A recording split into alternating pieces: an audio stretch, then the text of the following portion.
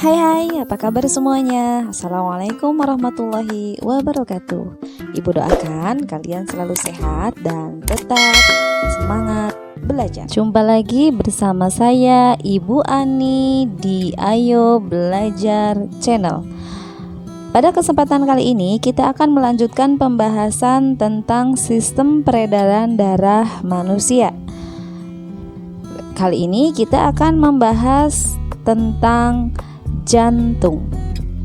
Nah, sebelum ke pembahasan materi, mari kita awali kegiatan kita hari ini dengan berdoa sebagai wujud syukur kita atas segala nikmat yang telah kita terima.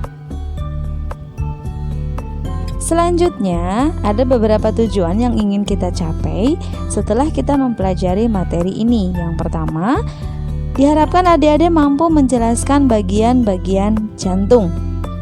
Yang kedua, menjelaskan mekanisme kerja jantung. Dan yang ketiga, mampu menjelaskan faktor-faktor yang mempengaruhi denyut jantung. Baik, langsung saja kita memasuki ke pembahasan materi.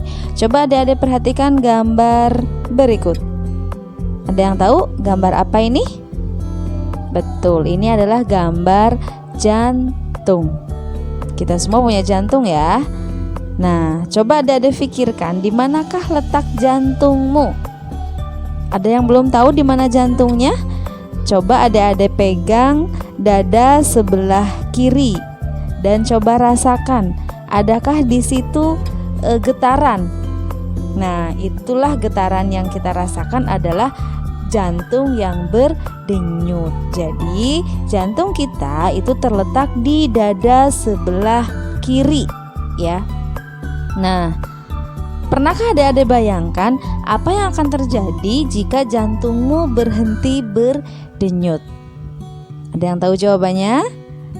Nah, untuk mengetahui jawabannya, mari kita simak videonya baik-baik. Selamat belajar. Jantung merupakan organ tubuh yang terdiri dari kumpulan otot yang berfungsi untuk memompa darah ke seluruh tubuh. Secara rata-rata, jantung manusia berdenyut 72 kali per menit dalam keadaan beristirahat dan memompa 4 hingga 7 liter darah pada tiap menitnya. Selanjutnya, struktur jantung atau bagian-bagian jantung. Yang pertama ada perikardium, adalah dinding dan lapisan rongga perikardial. Bagian ini merupakan tempat untuk menyangga dan menahan jantung agar tetap berada pada posisinya. Dinding jantung terdiri dari 3 lapisan, yaitu epikardium atau lapisan terluar, miokardium lapisan tengah, dan endokardium atau lapisan dalam. Next, struktur jantung yang kedua yaitu serambi atau atrium. Serambi jantung adalah bagian jantung atas yang terdiri dari serambi kanan dan serambi kiri. Serambi kanan memiliki fungsi untuk menerima darah kotor atau darah yang banyak mengandung karbon dioksida atau CO2 dari seluruh tubuh. Sedangkan serambi kiri berfungsi untuk menerima darah bersih atau darah yang banyak mengandung oksigen atau O2 dari paru-paru. Selanjutnya, struktur jantung yang ketiga yaitu ada bilik jantung atau ventricle. Bilik merupakan bagian dari ruangan jantung yang berada di bagian bawah, yang terdiri atas bilik kanan dan bilik kiri. Bilik kanan memiliki fungsi untuk memompa darah yang tidak memiliki kandungan oksigen ke paru-paru.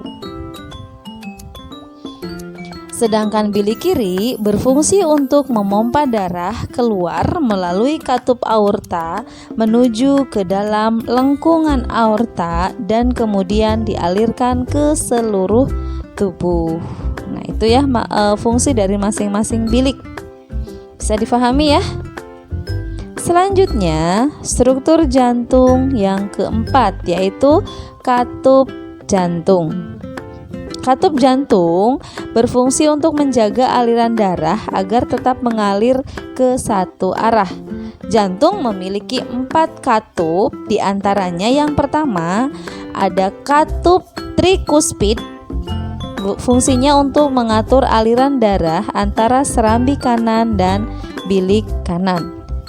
Yang kedua, katup pulmonal berfungsi untuk mengatur aliran darah dari bilik kanan ke arteri pulmonalis, kemudian membawa darah ke paru-paru untuk mengambil oksigen. Yang ketiga, ada katup mitral.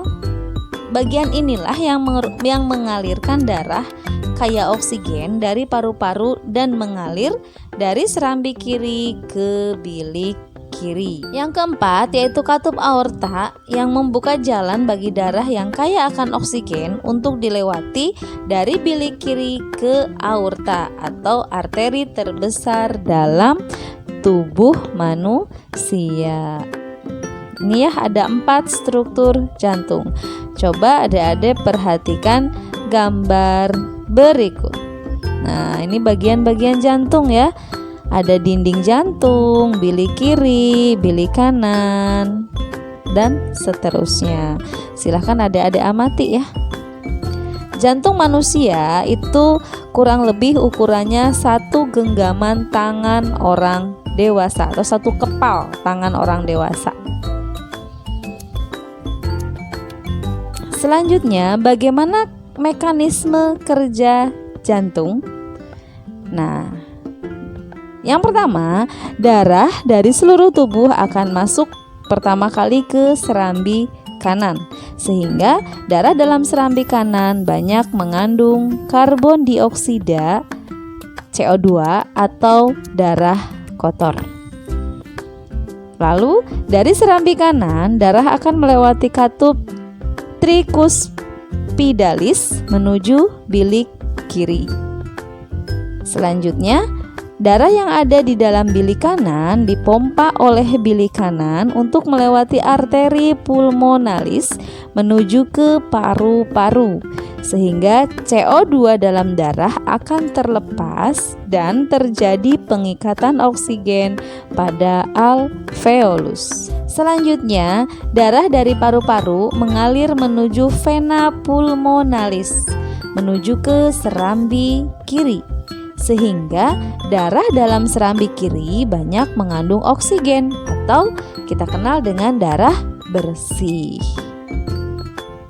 Nah, darah dari serambi kiri akan turun melalui katup bikuspidalis menuju bilik kiri. Bilik kiri akan memompa darah ke seluruh tubuh melalui pembuluh aorta. Lalu, darah yang kaya oksigen ini diedarkan dari bilik kiri ke seluruh tubuh. Nah, coba adik-adik pikirkan apa yang akan terjadi jika jantung ini berdenyut tidak otomatis atau harus menunggu perintah. Jika jantung ini berdenyut menunggu perintah, maka saat kita tidur berarti jantung berhenti berdenyut, sehingga tidak dapat memompa darah ke seluruh tubuh. Apa yang akan terjadi jika jantung berhenti berdenyut? Nah, karena saat jantung berhenti berarti tidak dapat memompa darah, mengakibatkan sel-sel dalam tubuh tidak lagi mendapat pasokan oksigen ataupun nutrisi, sehingga zat-zat sisa metabolisme juga tidak dapat diangkut oleh darah. Hal ini yang akan menyebabkan tubuh kita keracunan. Bersyukur ya, Allah menciptakan jantung kita berdenyut secara otomatis tanpa harus kita perintah, sehingga mau kita tidur, mau kita terjaga, jantung kita tetap berdenyut. Selanjutnya, apa saja faktor-faktor yang bisa mempengaruhi frekuensi denyut jantung? Yang pertama ada kegiatan atau aktivitas tubuh. Biasanya semakin berat aktivitas yang kita lakukan, denyut jantung kita semakin cepat ya. Yang kedua jenis kelamin.